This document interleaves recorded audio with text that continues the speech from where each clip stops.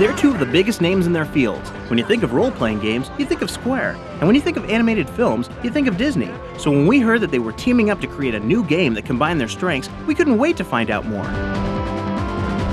This started out through an elevator ride. So Square's offices are in the same building as our offices in Tokyo. I've heard some people saying Square was the initiator. That story has been circulating around. But that's not quite what happened. Disney initiated it.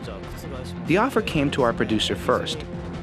When Sakaguchi-san and the Disney producer were talking about vague production ideas for this project, I happened to run into them and heard about it. So I told them that I might have some good ideas. So we started talking about ideas about a Mickey RPG or other types of things, and ideas started flying around.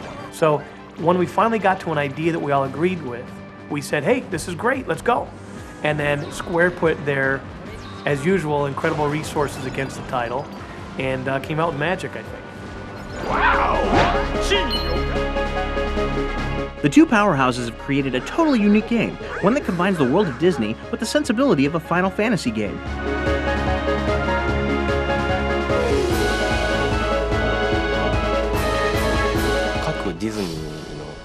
Disney movies each have their own unique worlds, such as Aladdin, The Little Mermaid, Tarzan, and so on. The world of Kingdom Hearts combines those Disney worlds together into one world, as well as some new worlds. If I would express it in one word, it is about heart. The main character Sora travels around the Disney world and discovers its true meaning.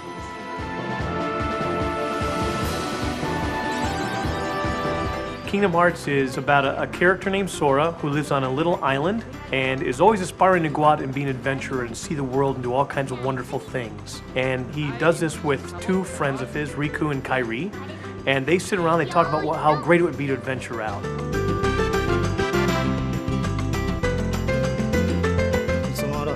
So they plan an adventure to see the world using a small raft.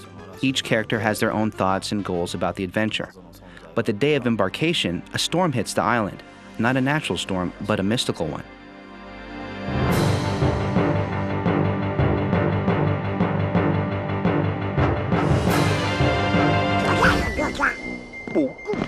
And that's when he becomes involved with Donald and Goofy, who are in the Disney universe, both the magician and the court guard. And they're off to find their King Mickey, who has disappeared. No one knows where he is.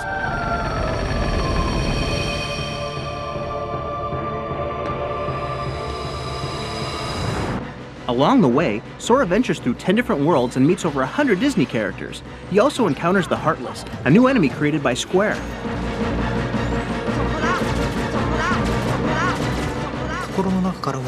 The Heartless are shadows that were originally born from the dark side of the heart. They do not have hearts and attack those that do. They are darkness, if I express them in one word. Like the name tells you, they do not have hearts. They are enemies that appear everywhere. I wanted to create motion that has never been seen in any other game. They move like bugs or animals, definitely not like humans.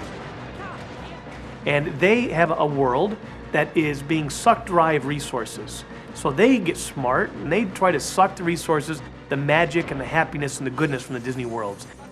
So Sora and our adventurers, Donald and Goofy, go off in order to defeat the Heartless, bring equilibrium back to the universe, and happiness and magic will forever live on.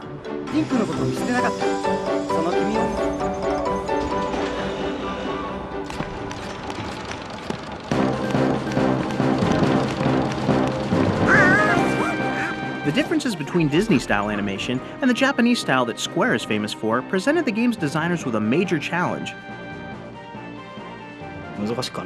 Prior to actually getting into the production process, I had told Disney that I would not intentionally alter any of the new Square character designs, just for them to fit into the world of Disney.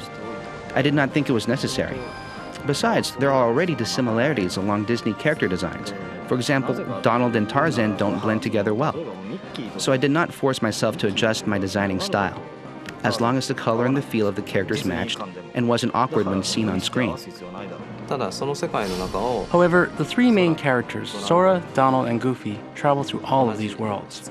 So we tried to maintain some consistency so they would blend well together while sustaining their visual independence. I was unsure about the Nightmare Before Christmas world and the Winnie the Pooh world in the beginning stages of production. They are both so distinct that I thought of changing the styles of the three main characters as well. With that issue sorted out, the designers then turned their imagination to the Disney characters, where they were allowed to do something that's practically unheard of, embellish their appearance for the game. We received a set of guidelines beforehand, but they asked us not to add anything that did not originally appear in the Disney cartoons. Tarzan carries a spear in the original movie, so that was no problem. Donald was allowed to carry a stick and Goofy has a shield, but they did not permit us to let them carry swords or anything like that. We suggested the change of costume. Our director, Nomura-san, drew image illustrations for Donald and Goofy in the Little Mermaid world, and we discussed the designs with Disney, who approved them. Other costumes were drawn based on rough sketches by Disney. Nightmare Before Christmas world is not an ordinary Disney world, so the key was how well we could blend Disney characters, such as Donald and Goofy, into this particular world. Working on the Disney characters was a challenge for the Square team, but it was one they enjoyed.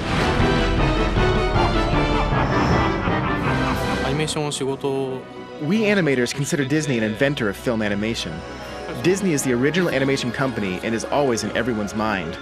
I'm proud of myself, accomplishing our job and also being part of a Disney project.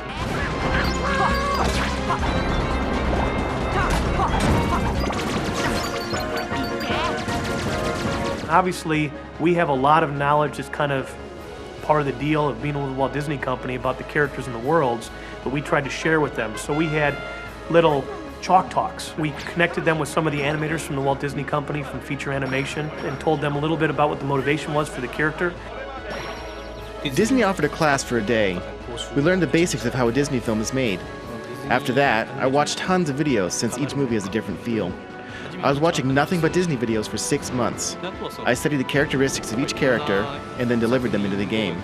And I think that's really displayed beautifully in how well they animated the characters in 3D.